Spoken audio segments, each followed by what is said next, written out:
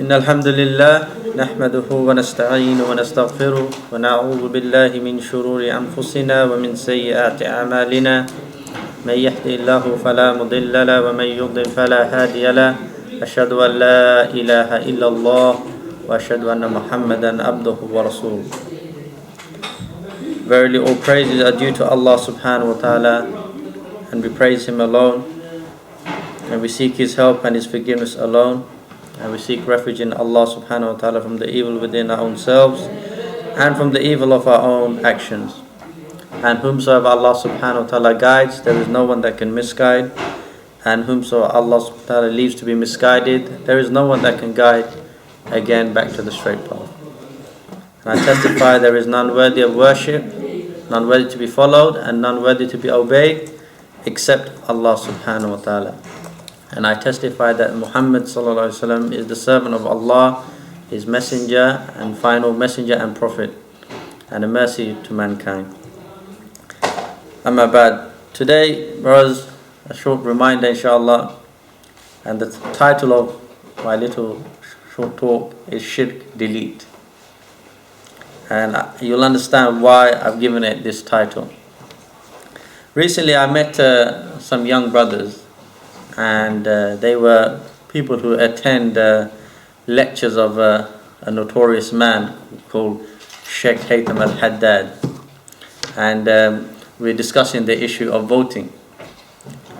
Obviously these young Muslims, they were saying, we know this man Haytham al-Haddad, how he promotes the voting, and not only promotes it, whereas we class it as something shirk to take a legislator besides Allah, this man classes voting, and you'll see it clearly on his videos on YouTube, as something good. He classes voting in the election as commanding good, forbidding evil, and even encouraging the people that it is incumbent upon you to vote. So this young brothers, they were saying, look, why don't you come and debate my sheikh on this? And I said to the young brothers, this is not a debatable issue. This you want me to debate is taking a Lord besides Allah, is it something good, and it's wajib, and it's actually a part of commanding good and forbidding evil, or not? Like someone were to say, my sheikh disagrees with you. He says we can worship 3 gods. So if you don't agree, come and debate my sheikh. This debate, you can't go to that debate. That debate is not, you can't entertain such a debate. I said, no, I'm not going to debate your sheikh on this. And this is a clear-cut matter. It's not open for debate. And the problem, brothers, is today people, they see the shirk as something small. It's just a bit of shirk. People, they don't understand the seriousness of committing shirk with Allah subhanahu wa ta'ala. And we know when we read the verses of the Quran and the Hadith, we know that after the shirk is the greatest sin, the one that Allah subhanahu wa ta'ala says He'll forgive anything else lesser than that, but He will not forgive the shirk if you die upon it, to that extent. But today in people's mind, when you mention something is shirk, like even if someone was, if I give you an example, if someone was jahil, he doesn't know nothing about voting, yeah, and you say to someone, oh, voting is shirk, even as a jahil person, yeah, without to investigate, if someone understood the seriousness of shirk, they say, look, what, at least let me abstain from it, because someone told me that it's committing shirk with Allah, until I find out why he said that. Just out of that precaution, because I know the seriousness of committing shirk with Allah. Even if one Muslim told him, brother, don't vote in the election, it is shirk. If someone was seriously concerned about his iman and concerned and understood the seriousness of committing shirk with Allah, he'd be like, what? I don't even know why he's saying that, but let me abstain from voting because he said it's shirk, and I should run away from the shirk. But today people, when you tell someone it is shirk, the people laugh. Like, oh, come on, it's shirk. Someone who really has that iman and that's worried about losing his iman and committing shirk with Allah, he should be worried that my brother is shirk. Why? Please tell me. But the one who does not understand the seriousness of shirk, he will not behave in this way. And when you realize this, when you speak to many in the community, and you tell them even things like black magic, not allowed to practice it, shit. It's like shit. People do not see it as this grave sin, and I've noticed in speaking to the many in the community, they equate it to other sins, as if, like, for example, the worshipping others besides Allah, like for idol worship, voting for man-made law, just another sin like drinking alcohol. Oh, this man, he just worshipped a grave, so that's a sin. And this man, he committed zina, so that's a sin as well. They're both sins. But the person is not understood. This sin is the one that will completely negate, the shirk akbar will completely negate all your good deeds. It will negate your iman. Where this person who committed zina knows it's wrong, it's a major sin. But it's kufr, duna kufr, it's a lesser shirk. But people now, they see as any sin against Allah, it's all the same. And this is one of the vital problems. Obviously Allah says in the Quran, al-fitnatu akbaru min al-qatl. That the fitna here, that means the shirk, it is greater than the killing. Now imagine if like, I remember one brother, subhanallah, many years ago, he gave this example. He said,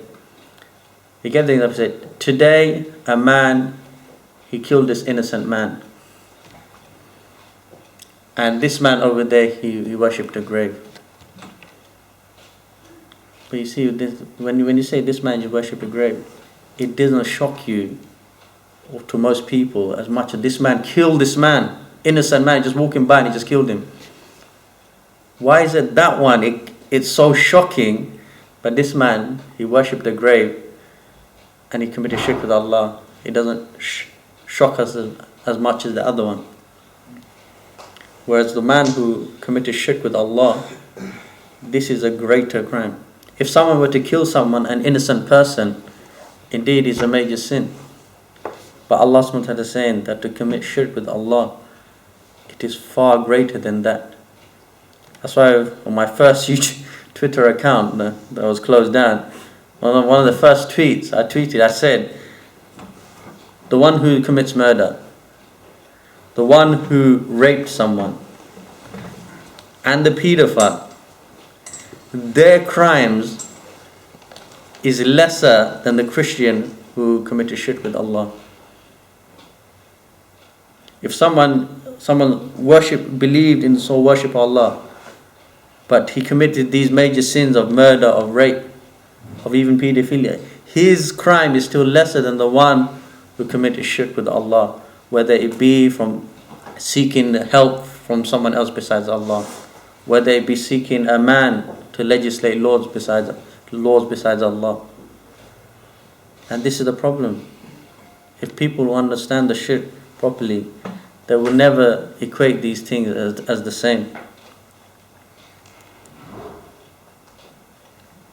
And I remember, subhanallah, Abu Rumaysa, I remember once he was preparing for a talk about shirk.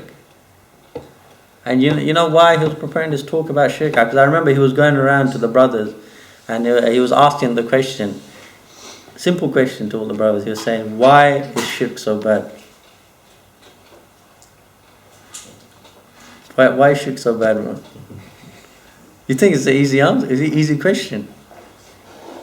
If I ask you here in this room, why is shirk so bad? Because friend you could commit. That's what Allah says. Yeah, that's what a lot of people say. But why? Why is it so bad? You're violating the rights of Allah. Why is shirk so bad? I said anything to giving the rights of Allah to somebody else. You're giving the rights of Allah to somebody else. And the thing is, many people, like I said, when the brother used to go around asking, maybe say, well, it's just bad, isn't it? Or, it's shirk. But They can't actually explain it. That's why he was going around asking this question, because many people, they've been taught, oh, shirk is so bad, I stay away from it, but they can't really comprehend why it's so bad. Because like I said, the brother said, you're giving the rights of Allah to someone else, the one who created you, the one who provided everything for you, and you give all of that. And we know the classic example, like if your own mother brought you up, carried you 9 months. Anyone who's married, you know how much strain a woman goes through. 9 months carrying, and then after all, then the years of weaning the child, and the child grows up, and all the accidents it gets into, and all the stuff of your precious things that it breaks, and you bring it up, you spend your sleepless nights, spend your life savings on your children, to give them good education.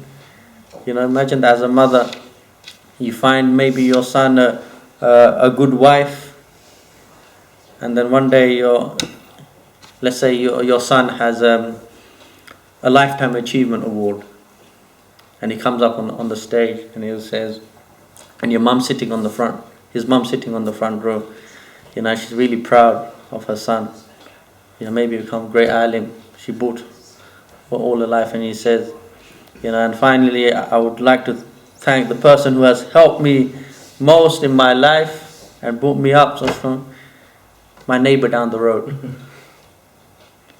How do you think that mother will feel?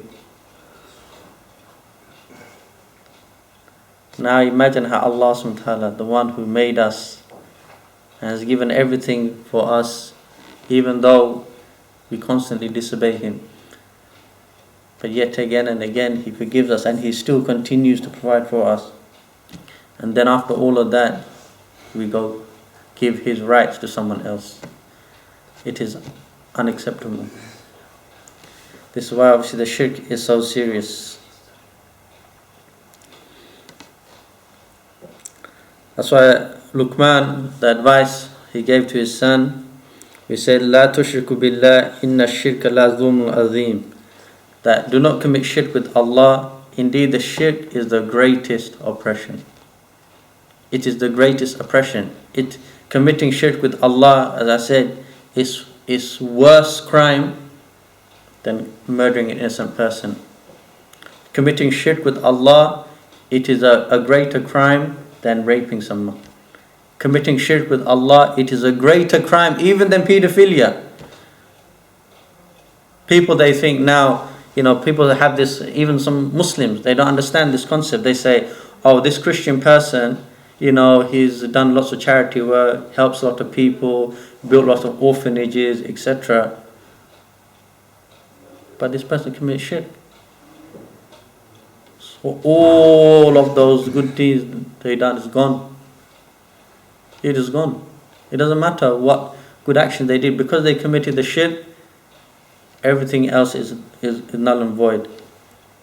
And I remember when, obviously, the reason why Abu Rumaysa, may Allah protect him, he was going to give this talk because he realized in the community, you go look around in your local community, you'll see advertisement for talks on marriage, classic. Marriage talks, someone's given a talk on a conference on marriage. Another one's given a talk on the hereafter. Another one giving a talk on the Dajjal.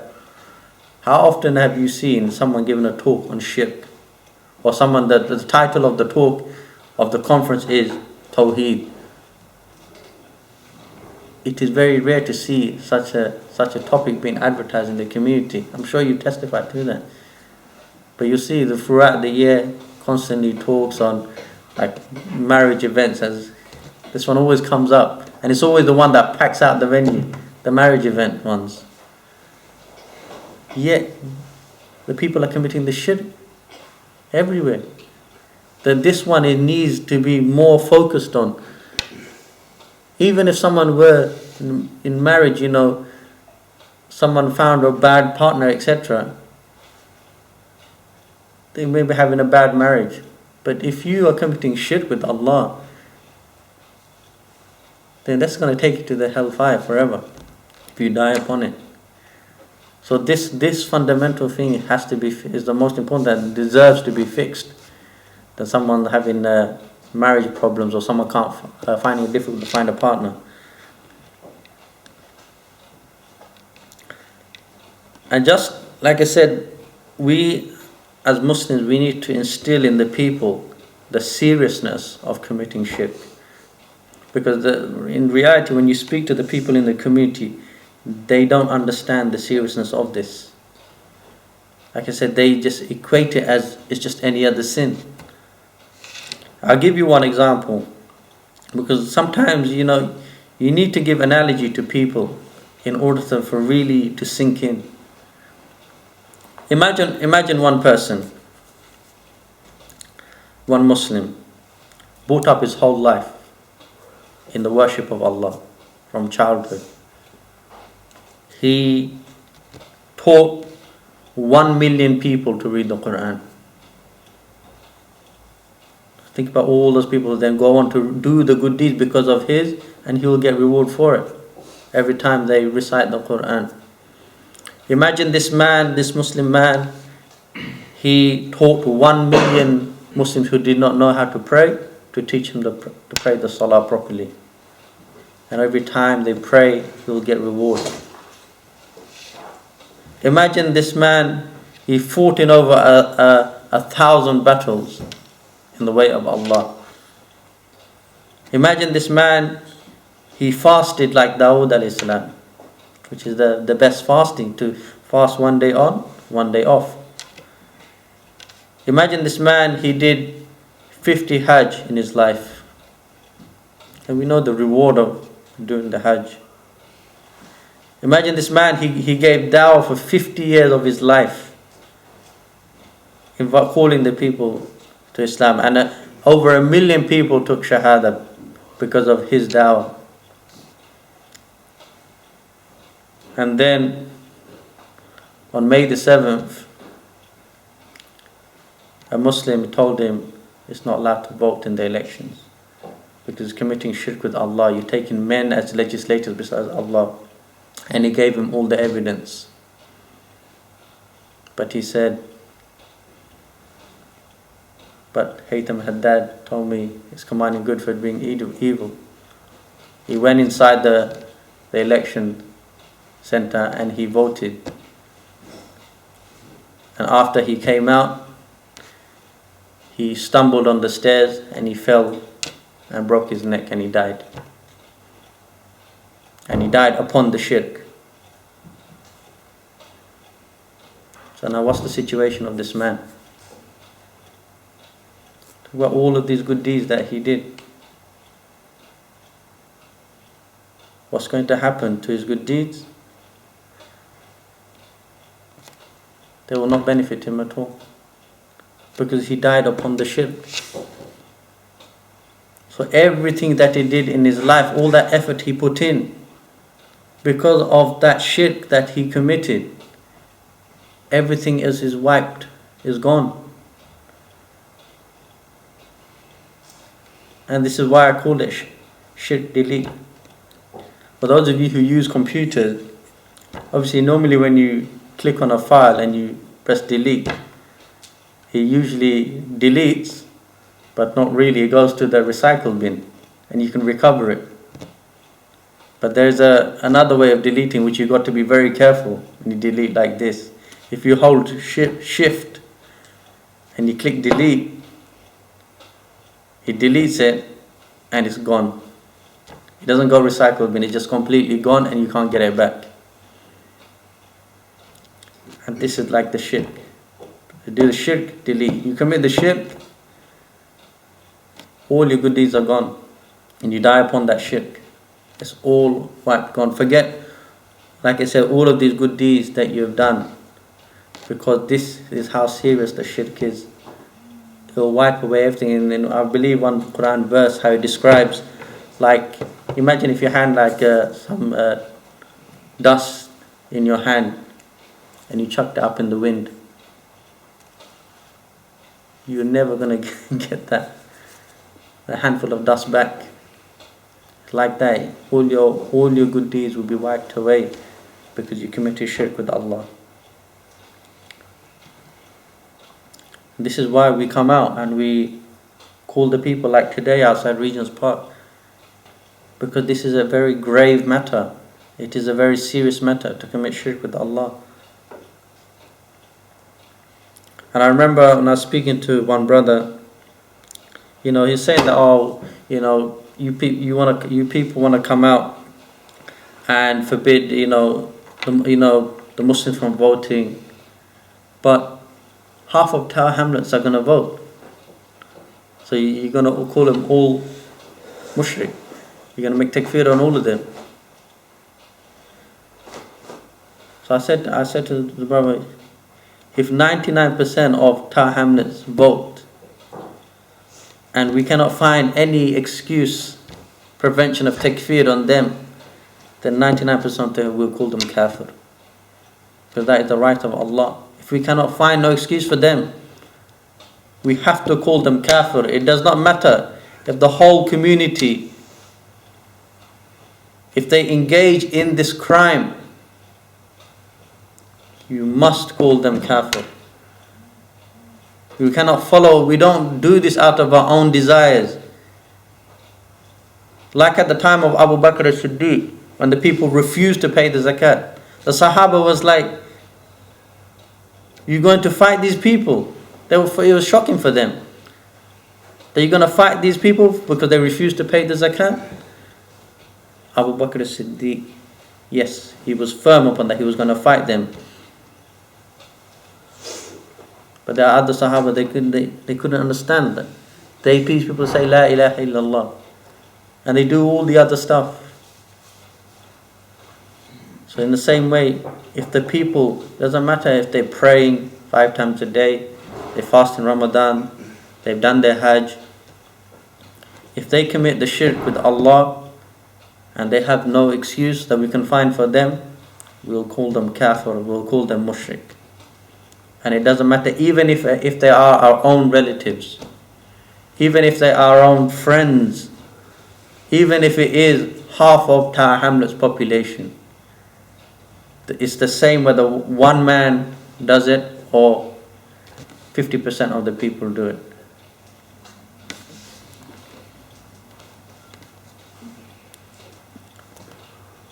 And obviously our good brother Abu Halima, obviously I'm sure many of you are following him on Twitter. I believe he's on Abu Halima 10 now. Obviously I remember one video he made, very harsh against the shirk, and that's as it should be. And in the early days when the campaign #Stay Muslim Don't Vote was starting, he said, this year we're going to expose you all, those of you who are calling to the shirk.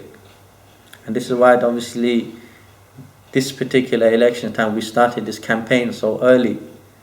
The kuffar, even from last year, over 6 months ago, they started the campaign to call the people to vote in the election to commit shirk with Allah. And that's why as a Muslim community, those of you understand, you need to go out and you need to inform the society. I need to inform the people about the hukum of Allah.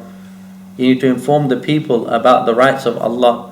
You need to inform the people about the seriousness of committing shirk with Allah subhanahu wa ta'ala. And that is not a small matter. And obviously wherever you are in the world, because the elections are not just in the UK, right? Elections taking place all over the world, from Bangladesh, from Nigeria, and they've infiltrated the same kufr concept of democracy. And those Muslims in those areas, wherever you are, if you understand and you see all these people rushing to commit shirk with Allah, you need to be the one that's calling them, like the prophets, like the messengers. You need to be calling these people that no, don't do this.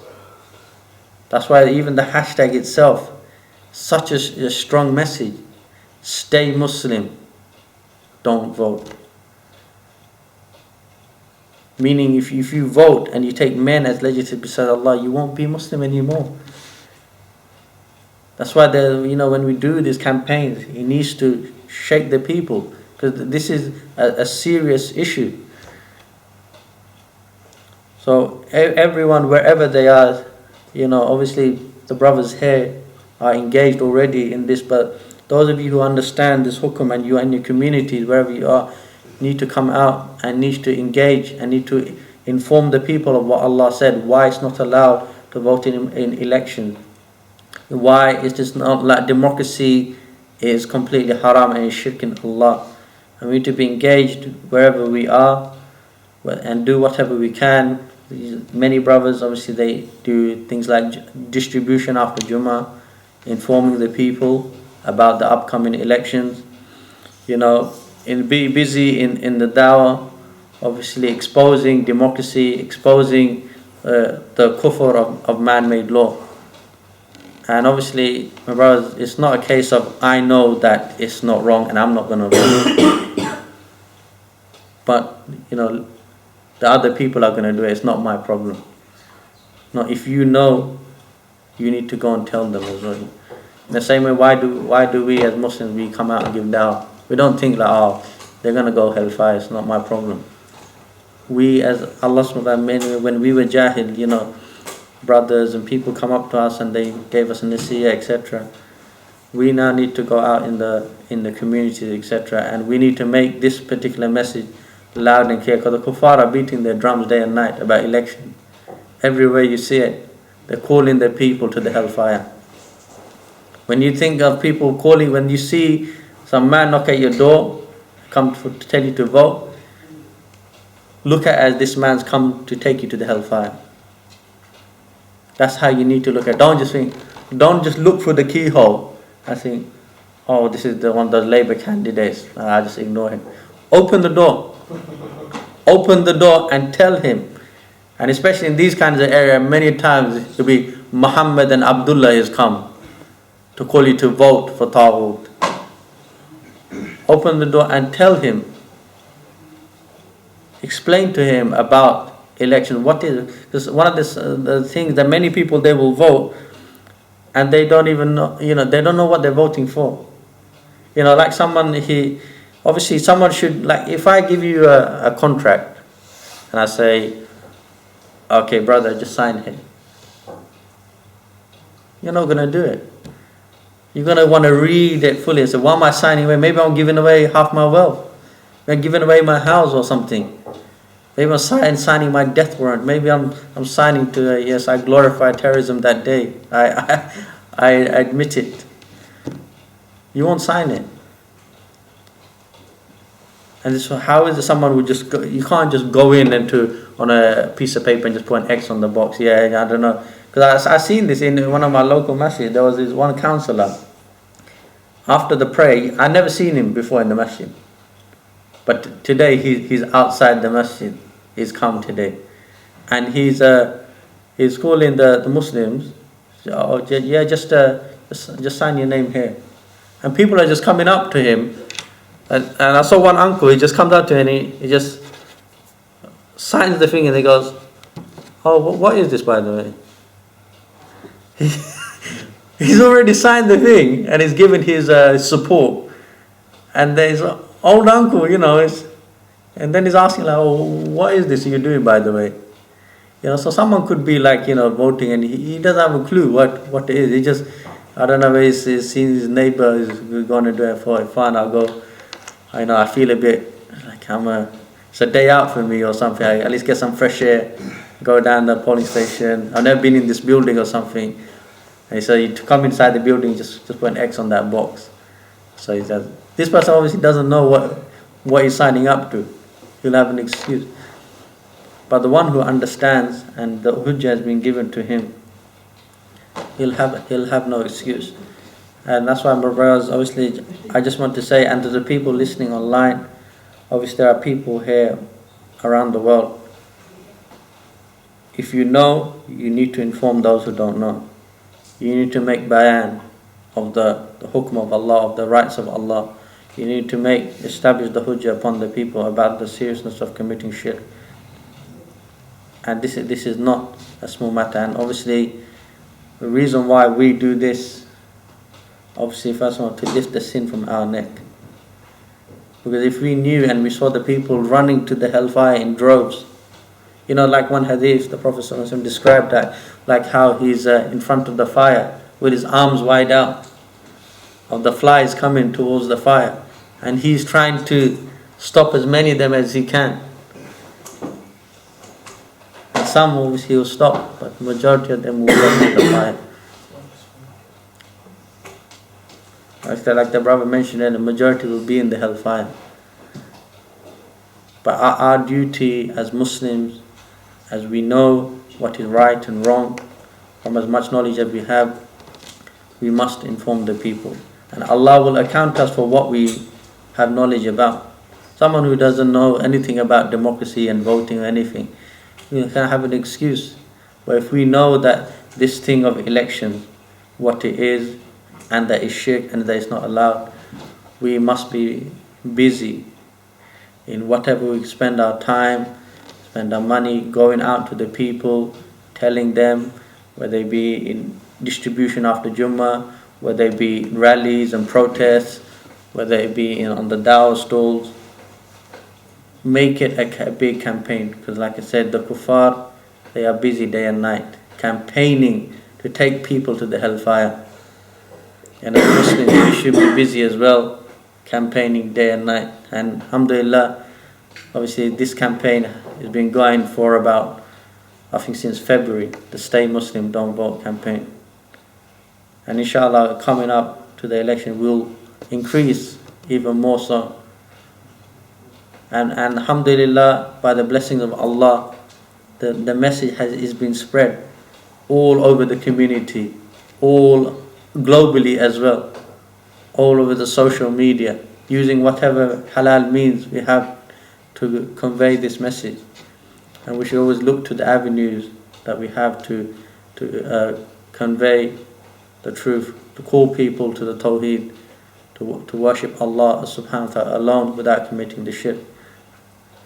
So basically my simple message is obviously to understand obviously the seriousness of committing shirk with Allah, and those who know, let us go out and tell the people. Let us take every opportunity to inform the people that it is not allowed to vote in these elections. Inshallah. So that's my short advice. Inshallah. Jazakallah khair.